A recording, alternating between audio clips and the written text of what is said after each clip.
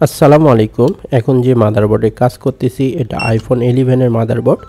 এই মাদারবোর্ডটা প্রবলেম নিয়ে এসেছে কাস্টমার, নো পাওয়ার ডেট। এটা আমি ফিক্স করব। তো আইফোনের সবথেকে বড় বিষয় যে এই মাদারবোর্ডগুলি কাজ করতে হলে সেপারেট করে নিতে হয়। তো সেপারেট টেকনিকটা অনেকটাই আলাদা, কারণ অ্যান্ড্রয়েড আর আইফোনের মধ্যে অনেক ফারাক, অনেক অনেক অনেক দূরত্ব। কারণ অ্যান্ড্রয়েডের সূত্র আর আইফোনের সূত্র দুটাই আলাদা। কারণ আইফোনে কাজ করতে হলে অনেক হাই কোয়ালিটি টুলস ইউজ করা লাগে এবং অনেক প্রশিক্ষণের পরে এইভাবে মাদারবোর্ড সেপারেট করতে পারবেন, নয়তো বা পারবেন না। কারণ সেপারেশন টেকনিকটাই ডিফিকাল্ট।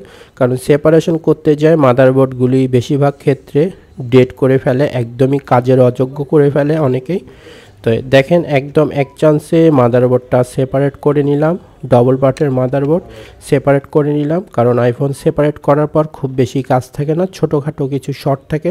শর্টটা রিমুভ করে আবার মাদারবোর্ডটা রিভলভ করতে হয় এবং মাদারবোর্ডটা রিভলভ করে আবার পুনরায় ইনস্টল করে প্যাকেট করে দিলে আলহামদুলিল্লাহ কাজ ওকে হয়ে যায়। তো এই মাদারবোর্ডটা আমি এখন কাজ করব।